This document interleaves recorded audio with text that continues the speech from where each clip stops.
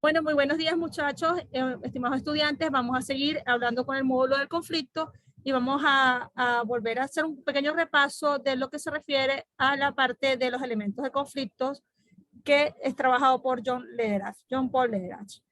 Entonces, aquí hablábamos de los elementos relativos a la persona, los elementos relativos al problema y los elementos relativos al proceso.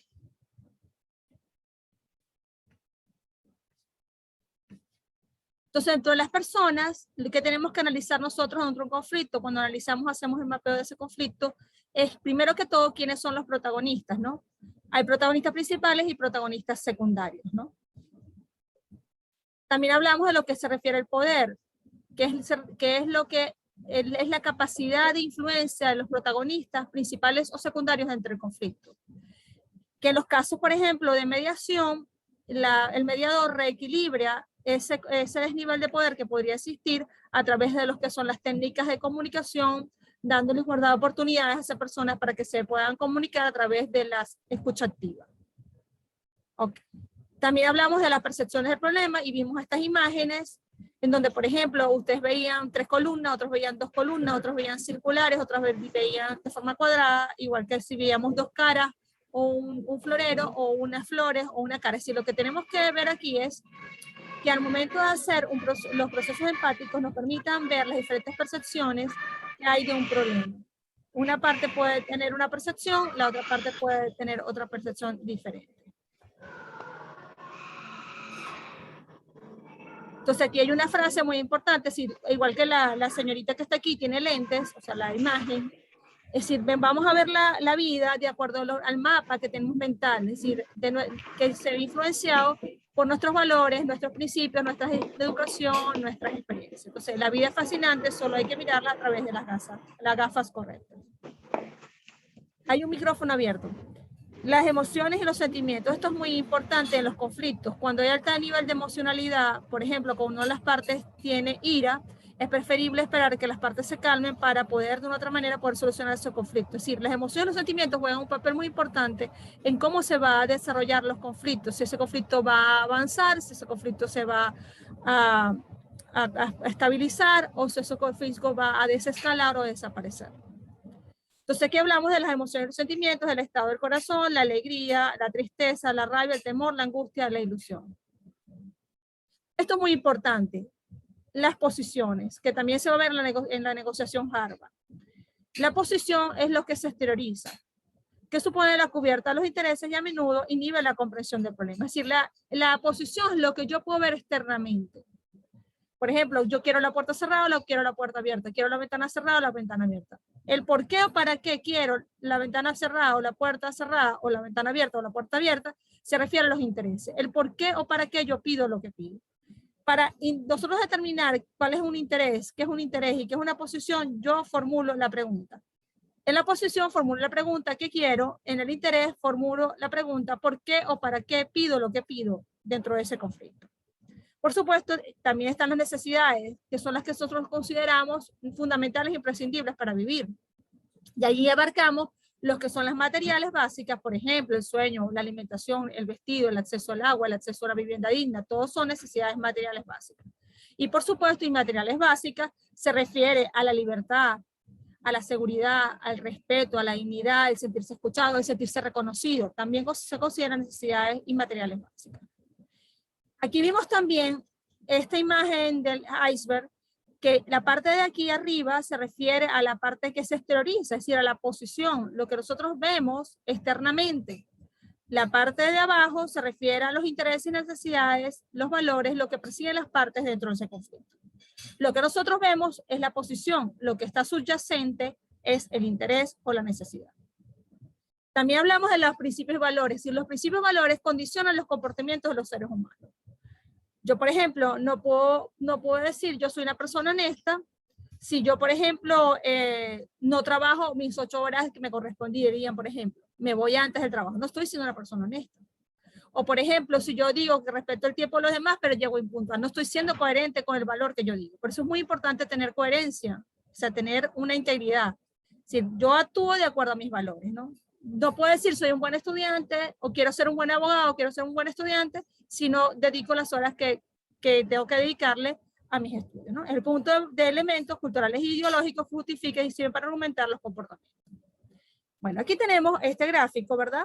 Entonces aquí hablamos de las necesidades no modificables, o sea, no negociables. Por supuesto, tú no puedes negociar la dignidad de una persona, tú no puedes negociar el derecho a la vida, tú no puedes negociar la libertad, no puedes negociar la libertad de expresión. Son necesidades que son de otra manera que no pueden ser modificadas. Modificable, hablamos de creencias y valores, es decir, cómo a medida que el ser humano va creciendo o va viviendo creencias, y, o sea, va teniendo creencias desde su punto de vista de su educación desde pequeño, esas creencias también pueden ser modificadas y pueden ser mejoradas o pueden ser perfeccionadas, igual que los valores. ¿Qué es lo que se negocia? Se negocian las posiciones y los intereses. Vamos a ver ahora los elementos relativos al proceso, ¿no? Entonces aquí describimos que el conflicto puede presentarse de forma latente, es decir, de forma no explícita, puede haber un hecho concreto que desencadene ese conflicto y puede darse también lo que es la polarización blanco y negro, ¿no? Muy presente, por ejemplo, en un discurso político en Venezuela, o sea, que existe una polarización en cuanto a que quizás los que tienen dinero son malos, y eso no es así necesariamente. Es decir, ha habido un discurso de odio que se ha implementado a nivel de social, ¿no? Entonces, por ejemplo, un conflicto latente es que se establezcan discriminaciones, por ejemplo, que un trabajador, un gerente premia a una mujer constantemente y a los hombres los tenga discriminados. ¿Cuál es el hecho latente? El hecho latente está ahí mermándose, está caldeándose. ¿Qué pasa? La chispa es que la mujer recibió, una empleada que es mujer recibió un aumento y el otro que es hombre no recibió el aumento. Entonces ahí está la chispa, el hecho concreto que va a desencadenar el conflicto.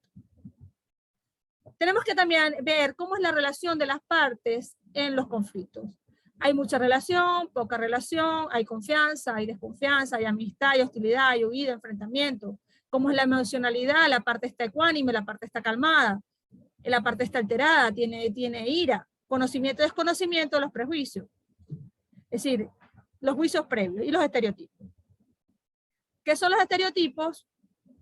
Lo asociamos a la memoria. La primera impresión activa de esquemas mentales, profecía autocumplida, distorsión de la información. Si nosotros creamos un mapa mental de determinadas situaciones, de determinadas personas, y de otra manera hacemos lo que son las profecías autocumplidas. O sea, que si es una persona, por ejemplo, de determinada nacionalidad, yo estoy pensando que esa persona, por ejemplo, quizás, por ejemplo, lo que hay en Chile ahorita, que hay un ataque a los venezolanos, ¿no? Pero no todos los venezolanos viven en una plaza pública, no todos los venezolanos ponen a pedir a los niños. No, es decir, hay como un prejuicio, hay un estereotipo de que se puede establecer, pero no necesariamente eso es así. Hay como, no podemos, tenemos que desentrañar y ver realmente si la información que yo esa primera presión activa, ese que me activa los esquemas mentales, es realmente así. Yo tengo que de otra manera ver si realmente esa información es correcta. Esto es muy importante. Estamos hablando de los estilos de enfrentamiento. Es decir, ¿qué estilo de enfrentamiento nosotros estamos manejando en ese conflicto? Por ejemplo, hay competición, yo gano y tú pierdes. Hay evitación, yo pierdo, tú ganas. Hay acomodación, sí, lo que tú digas. Hay compromiso, los dos trabajamos para llegar a un fin. Hay colaboración, esa parte colabora para lograr un objetivo. Y aquí están los ejemplos, ¿no?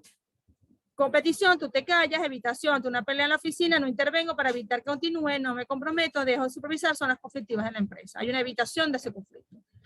Compromiso, tendrás un bono si realizas bien el trabajo, ya que es el último día de la entrega. O sea, yo me comprometo a realizar determinada actividad para poder obtener el beneficio. Acomodación, se cede ante los intereses del otro, bien lo que tú digas. Colaboración, ante un problema con los empleados y el director se nombra una comisión mixta, directivos y empleados para analizar el problema y adoptar medidas de modo conjunto. Bueno, aquí está, preocupación por uno mismo, estaríamos hablando de competición, compromiso, colaboración, preocupación por el otro, estaríamos hablando de evitación y acomodación. Ok, ¿cómo vamos nosotros a trabajar con los criterios para análisis de los diferentes estilos de transformación de los conflictos? Entonces, primero, resolución, segundo, practicidad, tercero, componente ético, ¿no? Hace referencia, en la parte como su término lo indica, resolución, si ese conflicto realmente se va a resolver. O al menos que sea superficialmente, va a desaparecer ese conflicto. Practicidad se refiere si esa solución va a durar en el tiempo. Y componente ético significa si realmente ese medio de resolución de conflicto, este estilo, perdón, que voy a utilizar para transformar ese conflicto, va a contribuir a solucionar en el fondo un ganar-ganar de las dos partes, ¿no? Medida que la solución de conflicto beneficia a los implicados, favoreciendo su desarrollo personal, es decir, grado de minimización del conflicto. No es que uno gane y el otro pierda, ¿no? Ahora bien, vinculados al problema, hablamos del meollo, la sustancia y la relación. La sustancia se va a referir a de qué trata ese conflicto, de qué es lo que pasa allí realmente, ¿no? ¿Qué es lo que está pasando? Y la relación se refiere a cómo es la relación de las partes. Los tipos de conflictos, entonces aquí conseguimos relación comunicación, conflictos de intereses y necesidades, conflicto por recursos y conflicto por actividad. Y los otros conflictos son conflictos por preferencia, valores y creencias.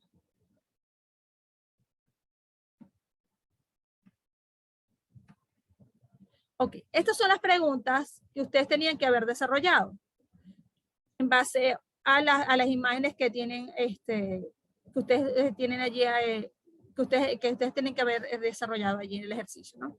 ¿Quiénes son los protagonistas? ¿Cómo se maneja el poder dentro del conflicto? ¿Cómo se perciben los protagonistas el conflicto? ¿Qué emociones y sentimientos manejan las partes? ¿Cuáles son las posiciones, intereses y necesidades de las partes? ¿Qué valores o principios están en juego? ¿Cómo se originó el conflicto? ¿Cómo es la relación y comunicación entre las partes? ¿Qué tipo de enfrentamiento del conflicto se posee? ¿Cómo es el meollo, la sustancia del conflicto?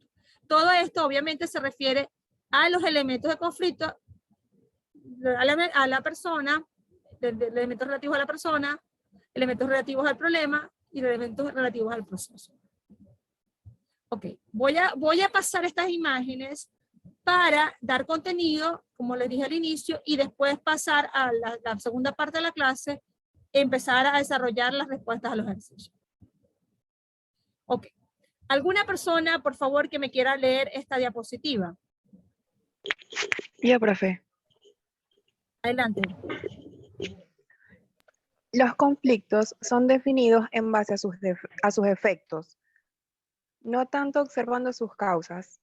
Lo que conlleva las soluciones que se acaban planteando resultan de escasa y contradictoria eficacia. Todas las formas de coerción, represión y opresión se justifican por la voluntad o el interés en suprimir o controlar los conflictos, lo que sin duda no tan solo aplazan la resolución, sino que, contrariamente a lo esperado, origina nuevos o superiores conflictos. Soluciones duraderas, aquellos en los cuales se han resuelto las causas que los motivaron. Gracias. ¿Qué quiere decir esto que ustedes acaban de escuchar?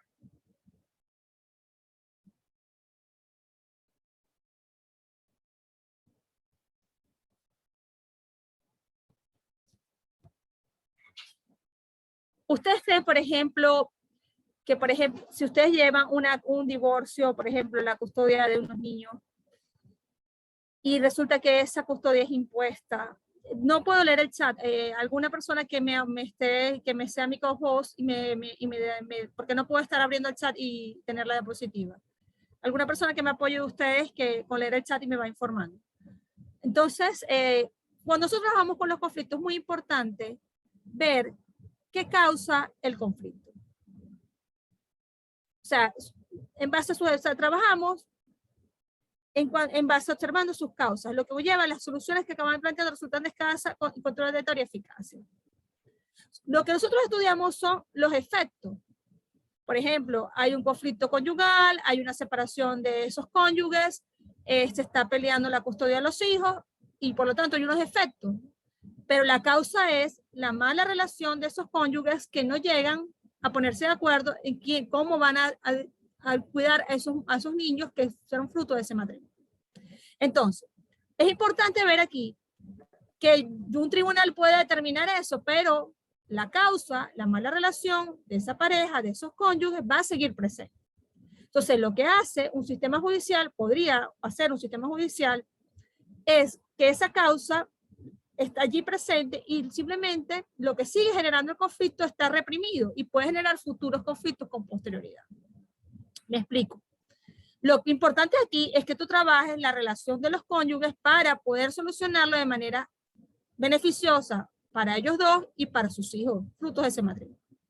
Entonces, son definidos en base a sus efectos. Lo que nosotros vemos son los efectos, no tanto observamos sus causas. Lo que conlleva que las soluciones se acaban planteando resultan escasas, contradictorias, eficacia, porque el conflicto va a seguir reprimido.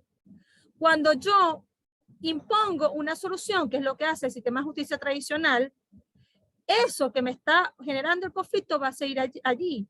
Porque no hay una justicia por consenso, sino que fue una, como yo se lo decía el primer día de clase, fue una justicia que fue impuesta por un ente judicial, en este caso un tribunal, pero no está trabajando con lo que realmente está produciendo esos efectos. ¿Sí me explico?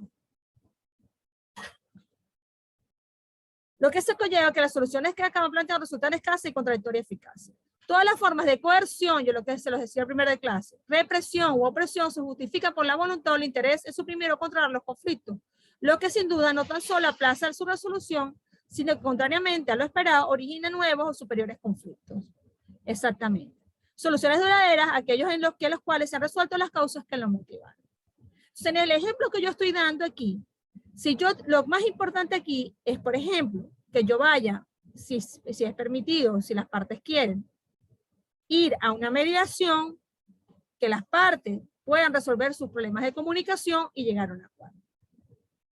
Por ejemplo, una madre que le quite la posibilidad de ver a sus hijos simplemente porque no quiere saber nada del padre de los hijos, es un error.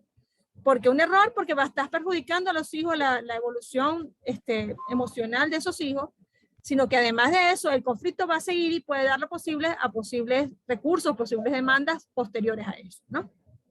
Entonces, lo importante aquí es que yo trabaje con los efectos para que esas soluciones sean duraderas a largo plazo. Si no, simplemente yo estoy reprimiendo ese conflicto. ¿Qué dice? Los sistemas tradicionales no acostumbran a resolver los conflictos, únicamente los prorrogan o los reprimen.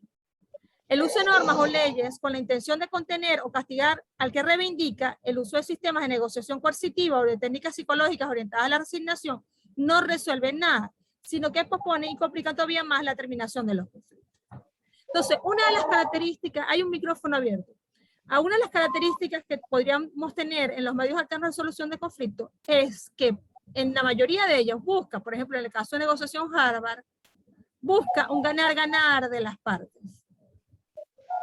Claro, entonces, después veremos, hay un micrófono abierto, si quieren pueden chequear, por favor. Entonces, por ejemplo, en el caso de negociación Harvard, usted busca un ganar-ganar. En el caso de la mediación, son las mismas partes las que solucionan su conflicto. En el caso del tercer lado, hay lo que se llama la comunidad concordante, que busca el triple triunfo, el triunfo de las dos partes y el triunfo de la comunidad, en el caso del tercer lado. Entonces aquí lo importante es que nosotros sepamos distinguir cuándo es necesario aplicar un medio de resolución de conflicto y trabajar en base a eso. Trabajar en base a figuras colaborativas, trabajar en base a figuras de compromiso, en donde ambas partes busquen un ganar-ganar. Porque a largo plazo es lo más beneficioso. ¿Qué pasa cuando tú impones un acuerdo de punto de vista, por ejemplo, una negociación, llegas a un acuerdo y ese acuerdo perdió la parte y la otra ganó, que es la negociación de tipo competitivo, también llamadas negociaciones de tipo distributivo? Que la parte, por ejemplo, en el ámbito comercial, muy probablemente no volverá a negociar contigo. No volverá a tener ningún acuerdo comercial contigo y muy posiblemente se va a vengar o va a quedar resentido de la solución que se lleve. Entonces, lo importante aquí es que trabajemos con lo que se llama la justicia del consenso. Hay una justicia desde el punto de vista tradicional que ustedes conocen, que es dar cada uno lo que le corresponde, el término que ustedes estudian en Introducción al Derecho o Filosofía del Derecho. Y hay una justicia del consenso donde las partes trabajan conjuntamente para salir beneficiados en la resolución de ese conflicto.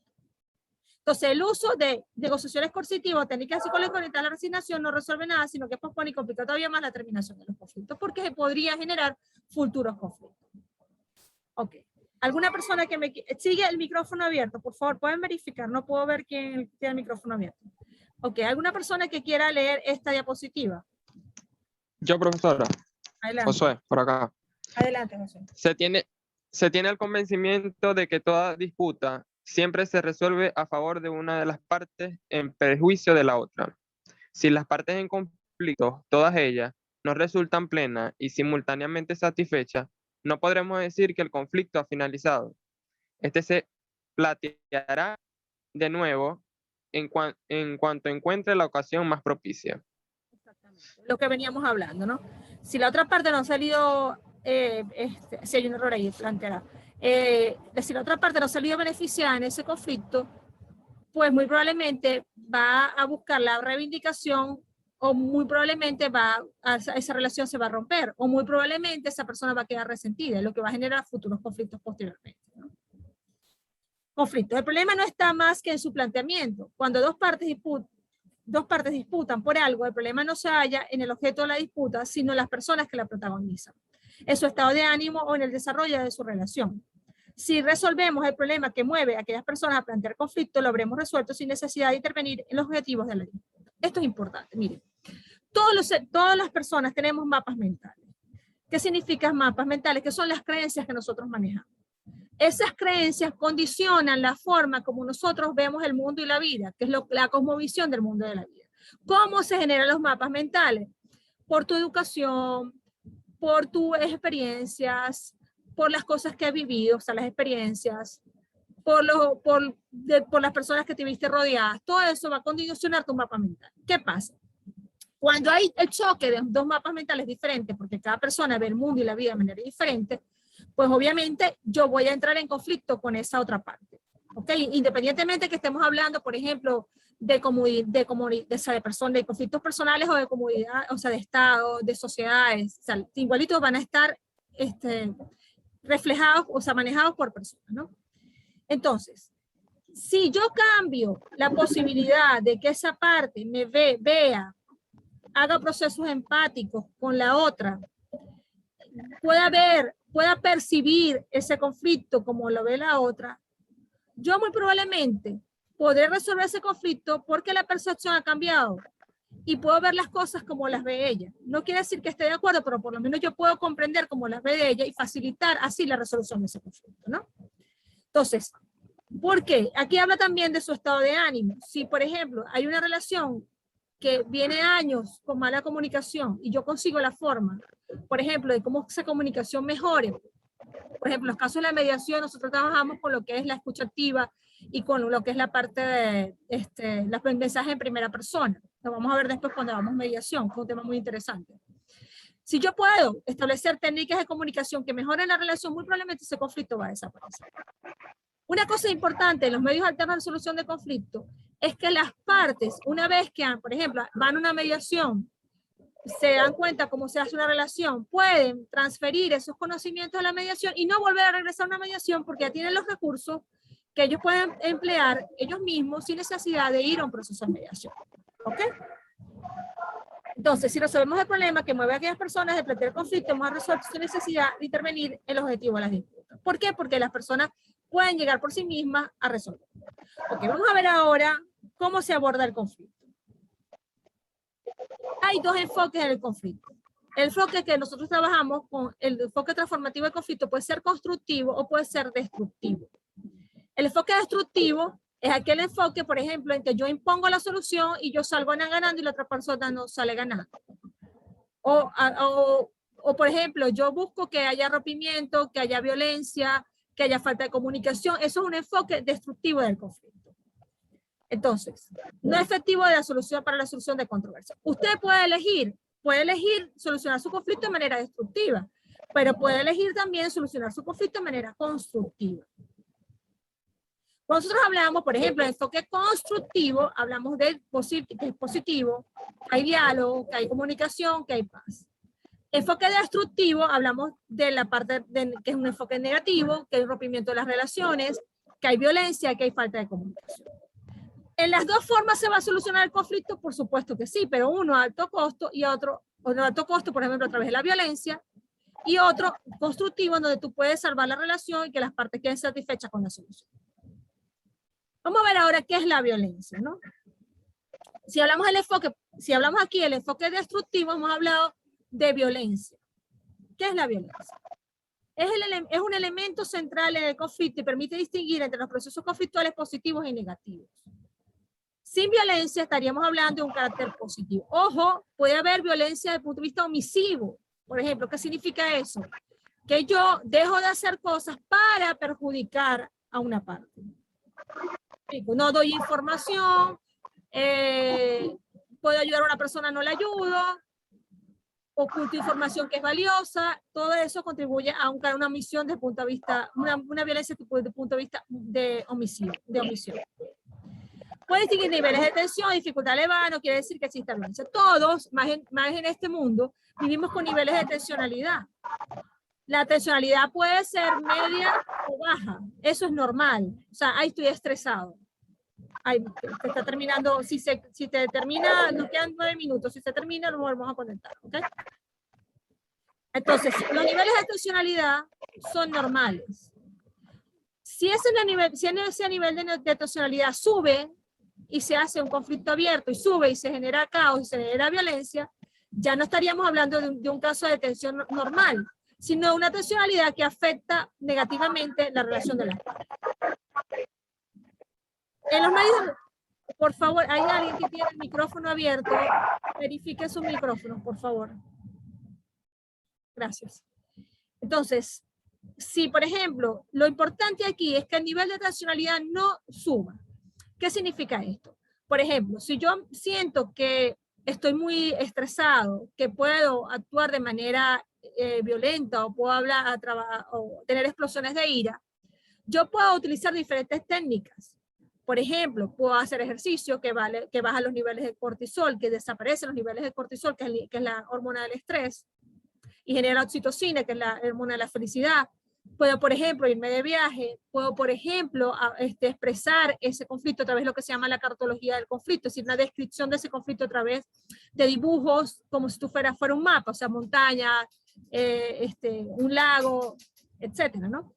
Puedo también, por ejemplo, hacer una fiesta, todo lo que contribuya al enfoque positivo, a que ese los niveles de estacionalidad baje, se considera también una forma de transformar los conflictos.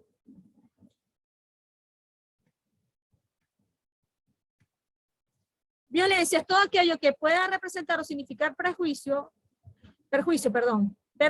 producir por efecto o por defecto un mal a otro, a uno mismo o al entorno, ya sea realizado o llevado a cabo de manera consciente o inconscientemente. Lo que nosotros hablábamos de la acción de la omisión.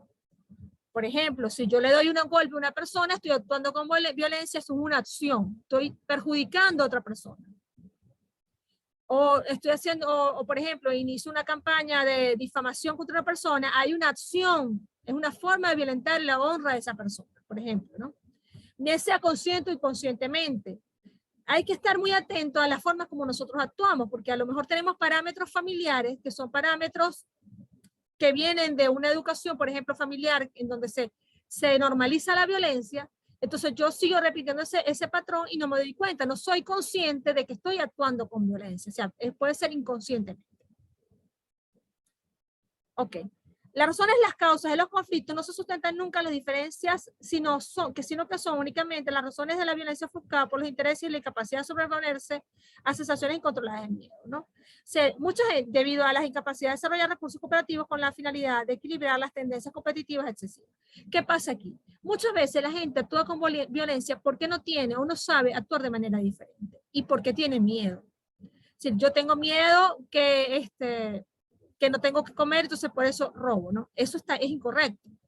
Si yo no sé, yo tengo que buscar formas cooperativas que me ayuden a no llegar a nivel de violencia. La razón es violencia ofuscada por los intereses, o sea, porque soy una persona altamente competitiva y quiero conseguir mis intereses a costa de todo. Y por supuesto, lo que dice aquí, incapacidad de sobreponerse a sensaciones incontroladas de miedo. Porque no tengo recursos cooperativos que me permitan equilibrar las tendencias competitivamente sensibles. Ok, vamos a ver ahora cómo se presenta el conflicto.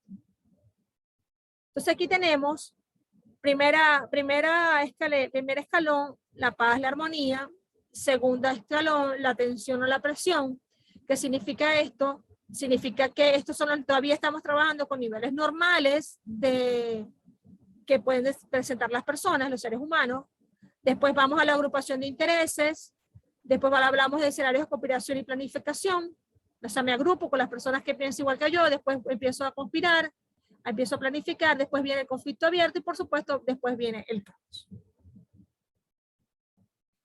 ¿Qué hacer con las reacciones impulsivas? Primero que todo, uno se tiene que conocer. Si uno sabe que hay unas situaciones en que nosotros nos altera, nosotros tenemos que estar conscientes de eso, ¿no? Retirarse mentalmente. Por ejemplo, no reaccionar inmediatamente. Porque cuando uno reacciona inmediatamente, estás actuando por impulsividad, no estás realmente pensando, sino que estás basándote en el instinto de protección.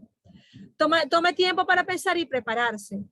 Entonces, no reaccionar inmediatamente, pensar y prepararse, por supuesto, mantener los ojos en el objetivo, qué es lo que yo quiero conseguir realmente. Si yo, por ejemplo, me altero y le doy un golpe a esa persona, obviamente lo que quiero conseguir no lo estoy consiguiendo, sino todo lo contrario, se van a generar más problemas y más conflictos.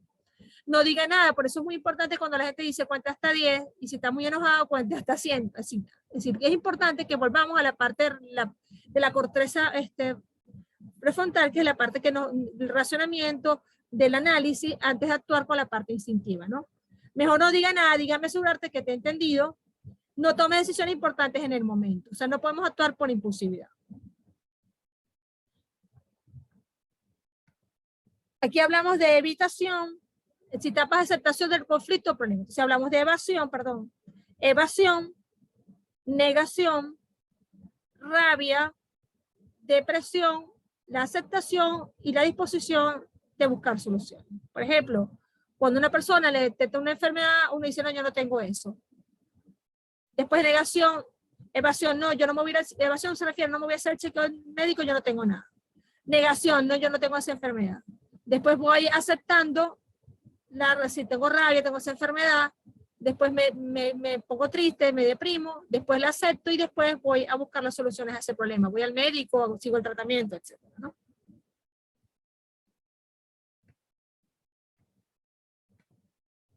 Bueno, aquí quise repetir esto porque vamos a ver un video ahorita, ¿no?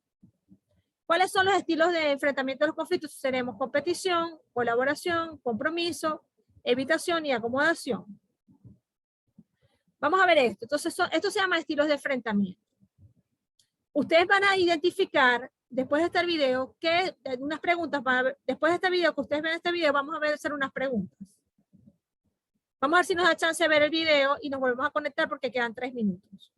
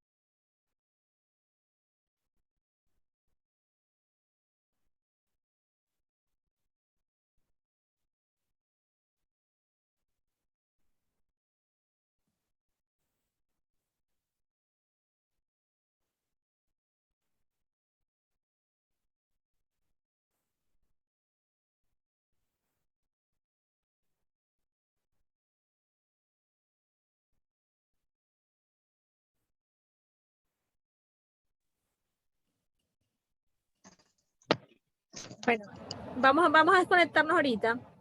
Ya terminamos de ver el video y vayan pensando qué estilo de enfrentamiento manejaron estos animalitos, ¿ok? Entonces voy a dejar de grabar y vamos para volvernos a meter otra vez, ¿ok?